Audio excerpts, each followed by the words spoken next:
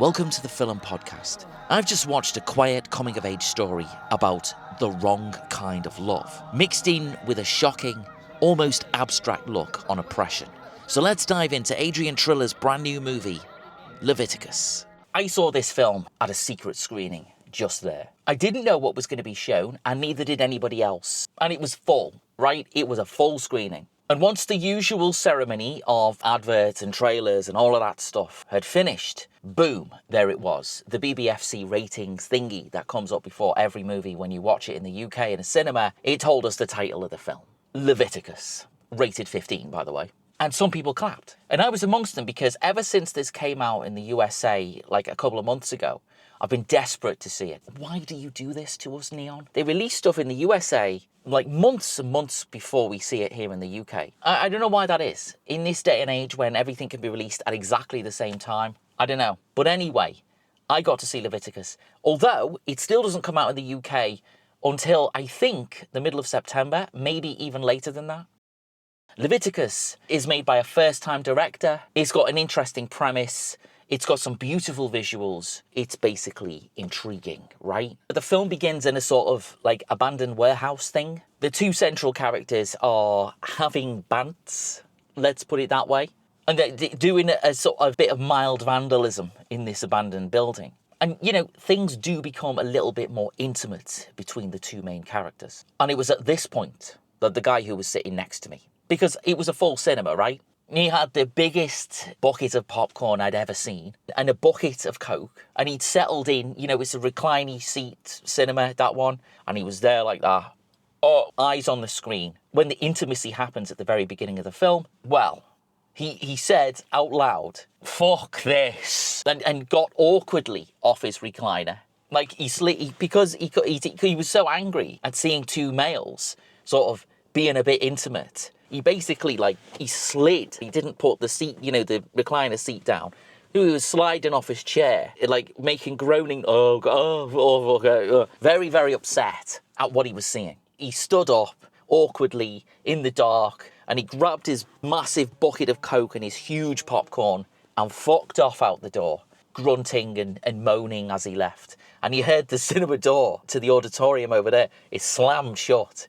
And it's like, okay then. And I assumed he'd stormed off to join a Britain First march or something. I don't know. Maybe he was a reform voter. Most probably.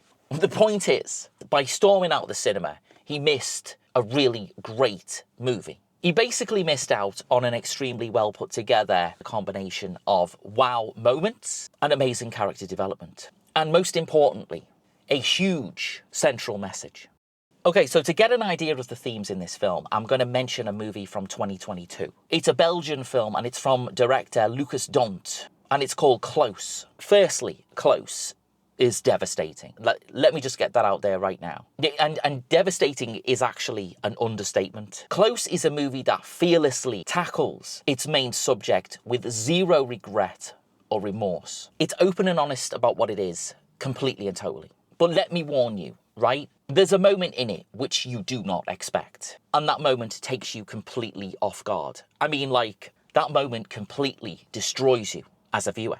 Just like everybody else in the movie at that point, you feel traumatized. It is a fucking masterpiece of cinema, to be honest with you. And it has this ominous, lingering feeling of doom. And I would say that Leviticus has a very similar sense of ominous impending doom. It is a mild horror. When I say mild horror, I mean not out there to scream and shout at you in any way. The horror in this, it comes from the connection that you feel with those characters. There aren't many characters in this film, but every single one of them, you can't help but feel something for. And I think the movie sets itself up like that, so you do have empathy with the people you're supposed to have empathy with, even though those people are not exactly, they're not clean cut. We're not living in a world here where it's not Hollywood clean-cut main characters. It's people with depth and with soul, and even with aggression. Just people that aren't perfect. And that's where the horror in this comes from. It comes from what happens to them, from the situation that they're forced into, essentially. The real meaning becomes clear. The metaphor is there from what happens to those two main characters.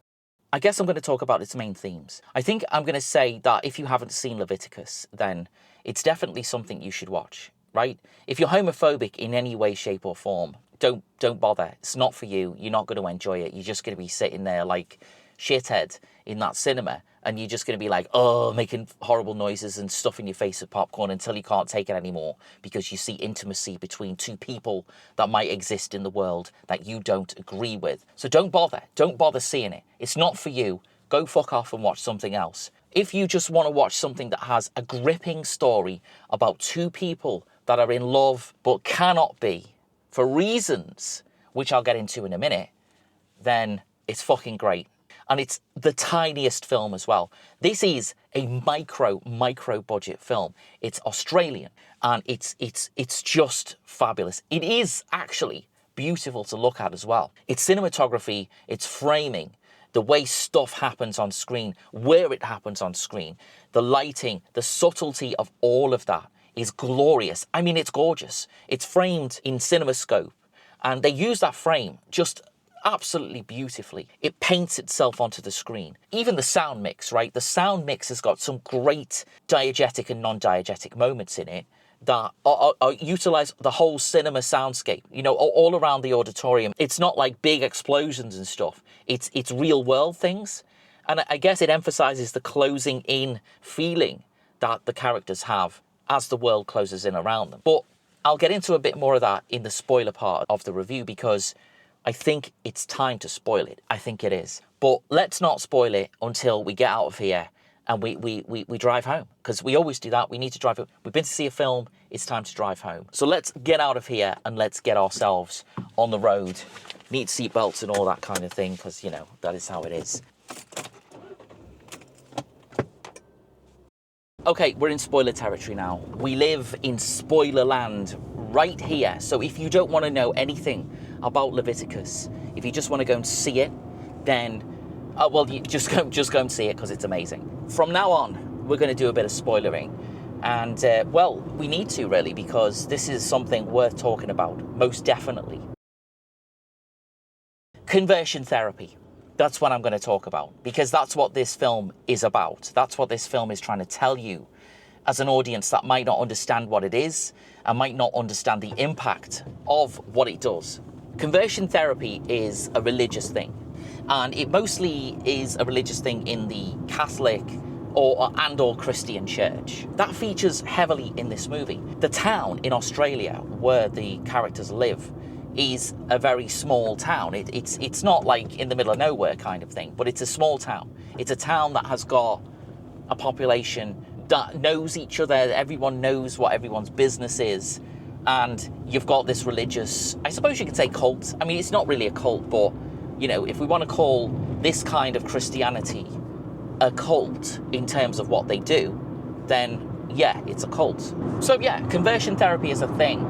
And it mostly revolves around religions who don't agree with homosexuality, who don't agree with gay people and what gay people do and how they live their lives. It's part of that school of hatred that exists even now in our enlightened society, which I guess you could say has gone backwards a little bit for certain reasons. But anyway, it exists, right? And it exists certainly in the Western world. I know that there are some other parts of the world that absolutely no to homosexuality at all. It's punishable by death, essentially, in some places, which is just as disgusting. And this film focuses on a sort of that practice of conversion therapy. But it does it in a way that, well, that horror film would do it. And it's brilliant the way that it does it. It's brilliant the way that it tells that story, but hides it all in the plot and what happens and what the main characters go through.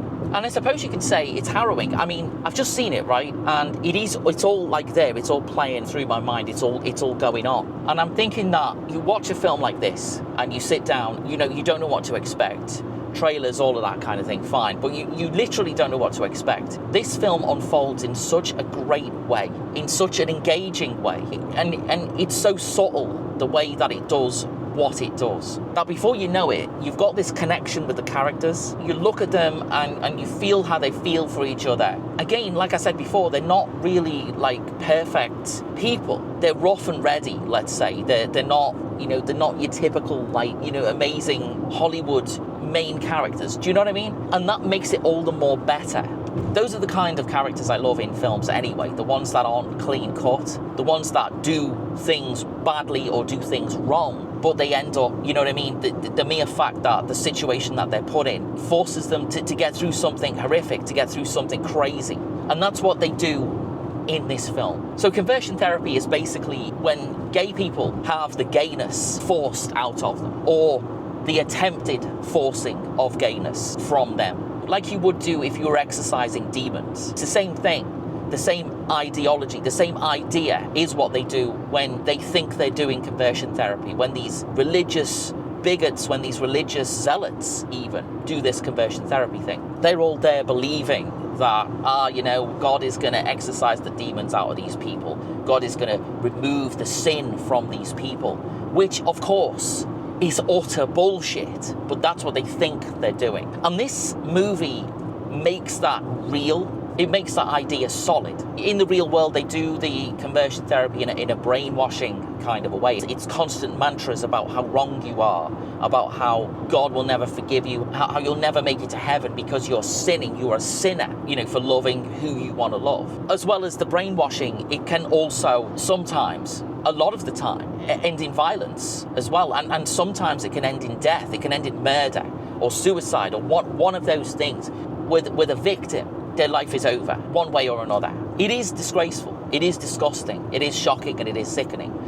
But it happens. But in Leviticus, this brutality, this conversion therapy, it's shown in the form of witchcraft and dark magic. It's tied to a religious group, you know, filled with the townspeople that I mentioned earlier. And that's where our two main characters are forced to not acknowledge what's going on between them. You know, that love that they have for each other. They hide all of those feelings, or indeed any joy at all that they share together. They're even afraid to look like their friends because they're hiding what they're doing, because they have to hide what they're doing. And as I said before, nobody in this film is a typical Hollywood goodie or baddie. They don't wear that crown. Nobody does, which is great because it puts you into a false sense of security, because you don't know which way this film's going to go in terms of, like, you know, who's good, who's bad, what are we doing here? Edge of your seat. Edge of your seat. It's written much more sophisticatedly than that.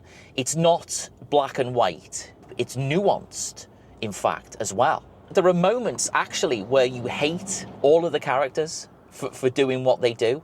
There's at least one point in the film where every single character does something shitty, and you just think, I hate you. And I absolutely love that. I love that because, you know, it's brilliant characterization. The things that they do, some of the things they do are awful to each other, to other people, to themselves. And the other thing is, none of this is sugar-coated. None of it's saccharine. It's bitter and it's scathing, and not only to its subject matter, but like to itself as well.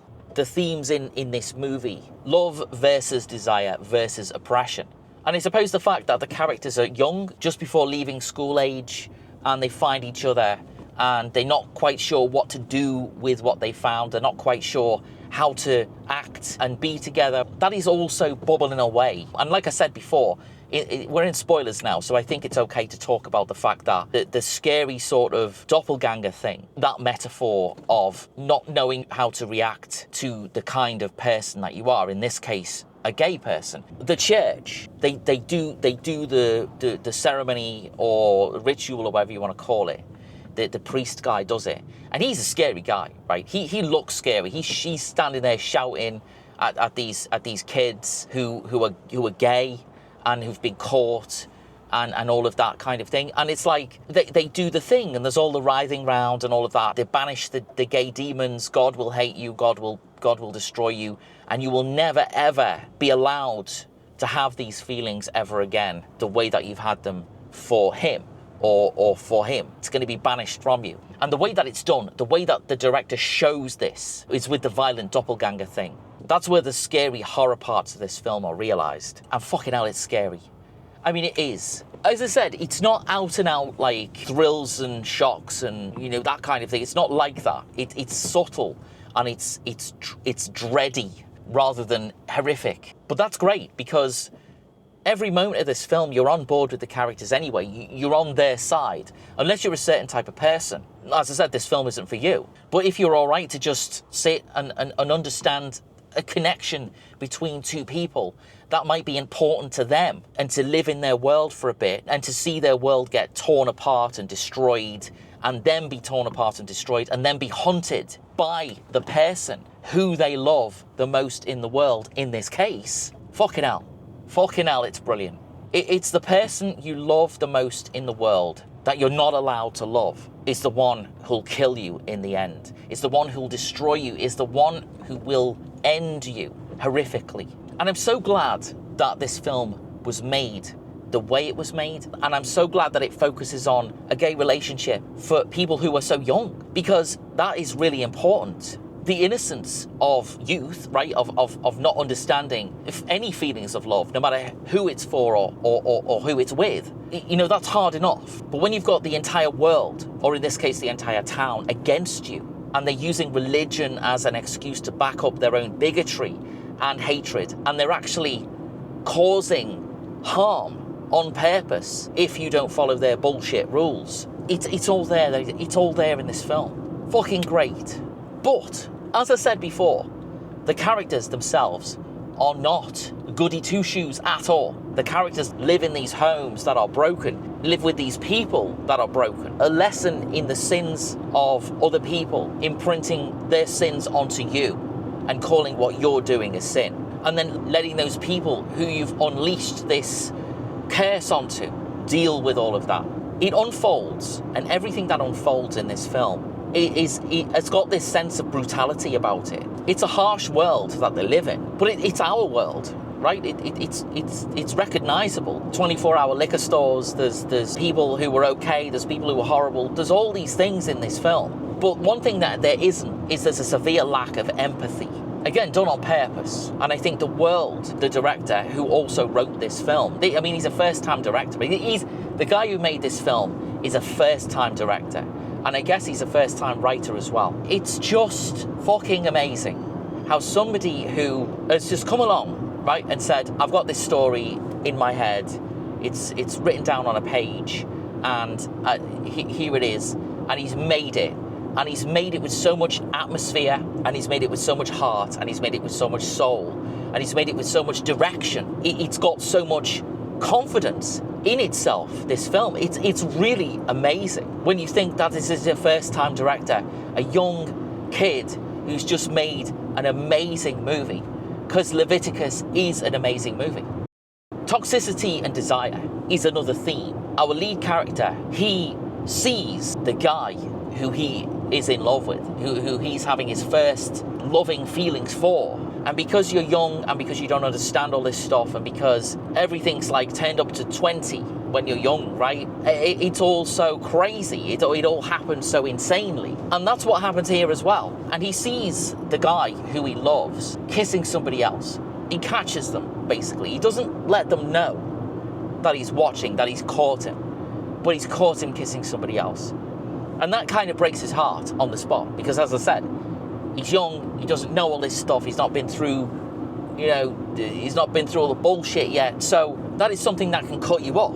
And it does, it cuts him up. He being part of this religious group, whatever you want to call them, he basically tells on the two lads who were kissing, his boyfriend and the other guy. And this gets them into trouble with the religious freaks. And it's them two that end up with the conversion because of what he's done, because of what he said. And this is our lead character, right? Like I said, nobody in this film has a clean sheet at all.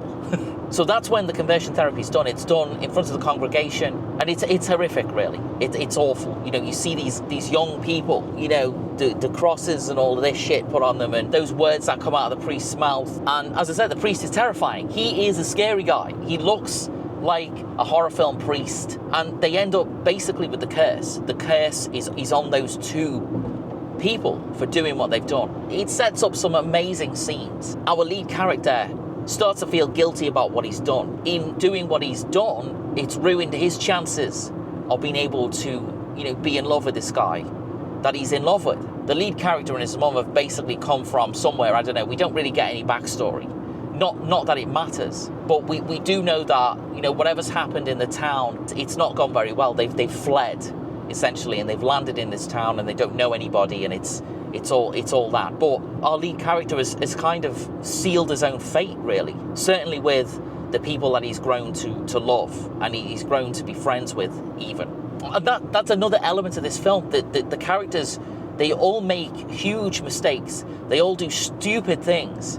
And that kind of makes it grounded, and it makes you, again, empathize with them, because you see they're only young, right? They don't know what they're doing. Hey, none of us know what the fuck we're doing, young or otherwise. So it's great to see that included in a film.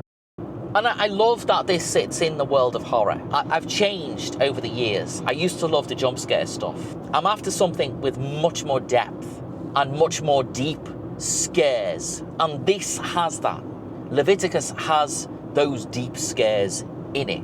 And that's through the situations that everyone is in, and that's through the way that everyone acts and reacts to what's going on. And then you've got the doppelgangers. Let's talk about the doppelgangers. At first, it's like, well, okay, this is scary. This is like, what the hell? We get introduced to how brutal those doppelgangers are when one of the guys who've gone through the conversion thingy, when he gets brutally murdered, when he's closing up the shop that he works in. You see him get dragged off, and our main character is like, he's there as well, and he's trying to stop it, and he can't stop it. Those are great tense scenes, because there's nothing he can do. He can't get out of the garage because he's locked in, and the other guy is getting dragged away by something we can't see. We can't see what it is, and it's just like, it's really like, oh my god. And he gets dragged off, and the next thing we see is the next day, you just see that decapitated head with that look of horror on its face. And that in itself is something truly scary to look at, truly scary to take in, because it kind of lingers on that shot of that severed head for ages, because you don't know what's happened to him, but it's obviously horrific because it's headless. So our lead character ends up having the same conversion demon-y thing done to him as well, because his mum essentially, well, his mum docks him in, his mum tells off him, whatever. It's all down to her in the end. And, you know, she becomes the villain of the story, essentially, because she does that. And that's another direction that this film goes in, which adds to that weight of how terrible everybody is in this film to each other. It's so great how horrible everyone is. So think about that for a second, right? You've had an exorcising the demons thing done on you, and when you see the person that you love most in the world, that person is either the real person that you love most in the world, or it's the doppelganger. It plays with some of those scenes where you don't know if it is the doppelganger or if it is the real person. And it's happy to do that to you many, many times. And it never, ever, ever gets old, because it's done so cleverly, it's done so smartly, that every time it happens, it's exciting, and it's fun, and it's scary. The one thing that I enjoyed as well when I was sitting back and watching this film is I saw this movie on the same cinema screen that I saw Spider-Man Homecoming, that I saw Spider-Man Brand New Day on. And Spider-Man Brand New Day is fantastic, don't get me wrong. It's a really great film. And that cinema screen is a really huge cinema screen. It's gorgeous, perfect focus, it's got great sound, it's got all of that. And, you know, yeah, Spider-Man was immersive, and it was a spectacle. And I watched this Leviticus on that exact same cinema screen, and this was just as good. And I'm not joking, right? This was just as spectacular as Spider-Man. In a different way, of course, but it just had me. It had me gripped in the same way that Spider-Man had me excited.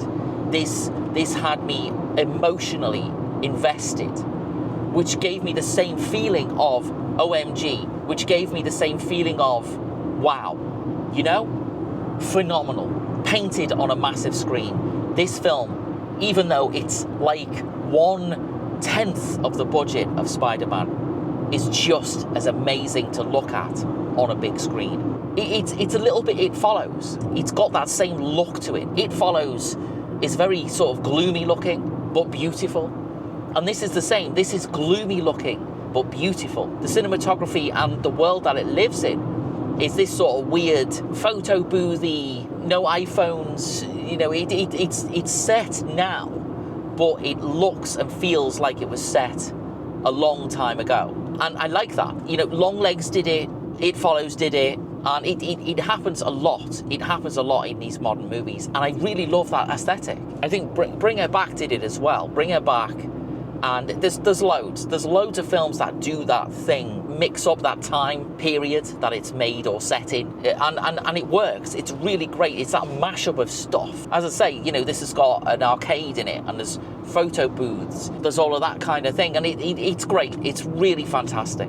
So let's pull over and let's talk about the characters in Leviticus. And let's talk about the biblical meaning of it as well, because that's where this also fits in. That religious element is there. I mean, it's called Leviticus, so it's obviously calling out to that kind of thing. So let's dive into that. Let's figure out what that means in relation to this film. All right, so we've pulled over to talk about the cast of Leviticus. And it's basically got a cast of unknown people. It's not people you've heard of. You don't know who these people are, but you know what? They're really great. So let's begin with the main character. I'd say this guy was the main character anyway. It's a guy called Joe Bird. His name is Nam Reed. Very odd name, but there you go, whatever. He's our main guy, and he's the one who we follow throughout the entire film. He is our anchor into the story that is Leviticus. The next most important character is Stacey Clausen, plays Ryan Whelan, who is the on and off again, on mostly boyfriend of Nam. And then you got Mia Wasikowska, who, if you remember, was Alice in Tim Burton's Alice in Wonderland, which was utter shite, but she was really good in it. She was the best thing in the movie, absolutely yes. She plays Nam's mum in this movie, and she is dodgy. She's dodgy. And I suppose lastly we'll talk about the healer guy, the man, the scary man. He's played by Nicholas Hope, and he's the deliverance healer. What a role. Very small role, but very fucking scary guy. You know, there's not really many other people in this movie, to be honest with you. Certainly nobody that sort of sticks out as a fundamental character. Those are the people that we need to take account of, those people I've just mentioned. Everybody in this film puts in an amazing performance. This is probably one of my favourite films of this year so far. I think it is, and it's mostly because of how great the cast are. They are amazing. Alright, so what we're going to do now is we're going to talk a little bit about the religious meaning behind this film, Leviticus, and I suppose the religious meaning of Leviticus itself.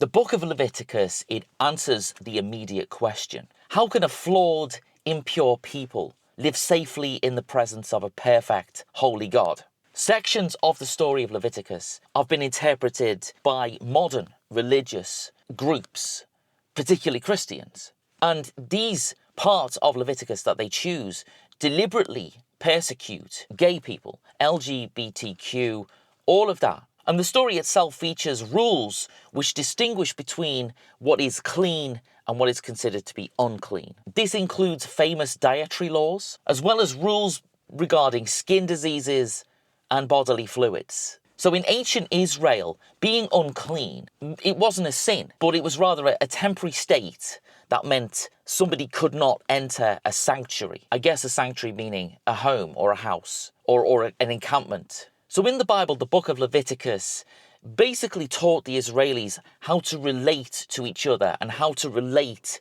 in the presence of God. The book of Leviticus served as an architectural blueprint for how the ancient Israelis were meant to relate to God, to each other, and to the world around them. We're looking at a piece of literature that's been, quite frankly, subjected to some of the most appalling, cynical, and historically illiterate director's cuts in human history. The film is specifically named after that passage, after that story, to highlight the fact that only cruelty exists in the form of false salvation. So let's establish what the text actually is, and then we can talk about what it's been twisted into. The book of Leviticus is a Bronze Age continuity manual. It's a hyper-specific, highly ritualistic ledger written for a nomadic tribe of Israelites trying to survive in a desert without offending a holy, powerful, and angry, in most cases, deity. It's about ritual purity. It's about not crossing the streams. But flash forward a few millennia to the last century, and we're confronted with a certain demographic of modern religious fundamentalists who insist on treating this ancient priestly rulebook as if it matters in this day and age at all, as if it was a contemporary modern manifesto. They zoom in with a kind of obsessive myopia on 2 verses in chapters 18 and chapters 20, the so-called cobbler verses. And how are these verses deployed? They're used by certain religious people to frown upon, condemn, and actively persecute modern, loving, LGBTQ plus relationships from a purely critical, analytical perspective. This is a frustratingly bad textual analysis, intellectual bankruptcy of the highest order.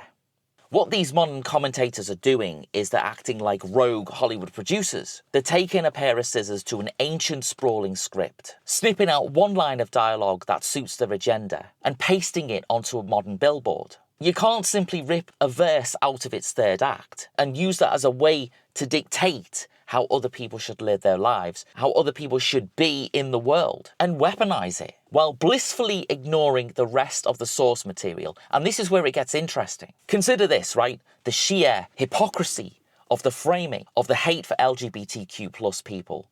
And things like this. They'll condemn a gay couple, but they'll pop down to the pub and order a prawn salad. Or maybe they'll order a bacon sandwich. And they'll do all of that while wearing their beautiful poly cotton blend shirt. You know, the script forbids all of that. And in the exact same text, it forbids the eating of shellfish. It forbids the planting of 2 kinds of seeds in the same field. Forbids the trimming of your beard in a certain way. But nah, they don't pay any attention to any of that stuff because, you know, they want to eat a prawn sandwich, because they want to eat a fucking bacon sandwich, because they want to do all that shit. But what they don't want to do, they don't want to let LGBTQ plus people just live their lives without their bullshit affecting them. Like I say, they just want to get on with their lives. You know, they're not boycotting seafood restaurants, right? Basically, the reaction and the hate for gay people has got nothing to do with preserving any sort of Bronze Age, you know, rituals or any sort of Bronze Age ideas that are written in the book of Leviticus. It's just to reassure and reaffirm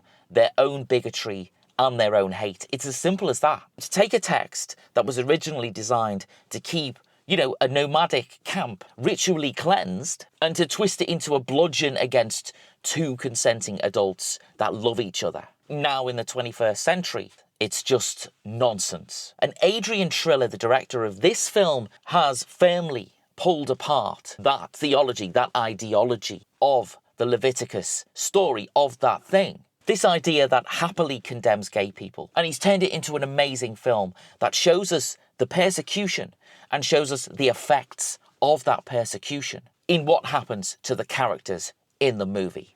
Okay, so it's time to get back on the road. So we're going to have to find the motorway, and then we can end this review, right? So there you go. Let's sum up Leviticus. This is a movie that adds to that roster of 2026 films that are truly astonishing stuff. This is a golden year for cinema, it really is. And Leviticus is also in that pile of golden movies that have come out this year. It's truly a wonderful piece of work. And it's so subtle, and it's so small, and it's so amazing. It works its magic in the most special way, in the best way that a movie can. It's gripping, it holds your attention throughout its entire runtime. The main characters are so unlikable yet likable, and that's another element that I think is so great about this film. It's happy to make you dislike its main characters. It's also happy when you come back to them, and the story itself is how that happens, because it's so well done, it's so well written. One thing, I can't believe that this is a first-time director and writer. It's really something great. I mean, oh my god, the subject matter that it's dealing with, the conversion therapy thing, and basically the oppression that still exists in our society and all of the other societies that it exists in. It's spoken to you totally in this movie. That's what this is about. That's where this comes from, and that's what this means. And that's a message that we still need to see in this day and age. And that's a message that this film delivers in the cleverest and smartest and most glorious way that I've seen probably ever, really. Leviticus is what I would call a modern masterpiece. It sits there alongside some of those modern masterpieces that we've seen this year. So I say, if you have the opportunity to watch Leviticus on the big screen, I found it just as beautiful to look at and as spectacular to look at as Spider-Man. That just means wow, right? The feeling I had when I left that cinema after seeing this film was a feeling of just total awe at what I'd experienced. I went through an emotional journey, let's put it that way. And this film grips you from the very beginning and it doesn't let you go. And if you've got a prejudice for seeing homosexuality on screen, then don't watch it. It's not for you anyway. Go do some other bullshit. But if you just want to see a story about two people that love each other, that can't love each other, that are not allowed to love each other, and that when they do, horrific fucking things happen, it's amazing. What a film. And it's on a very wide release everywhere. And if you get the chance to see it on the big screen, you've got to see it there. This is the Film Podcast. Thank you for watching this review of Leviticus. Take care of yourselves, and I will see you again for another review on the channel.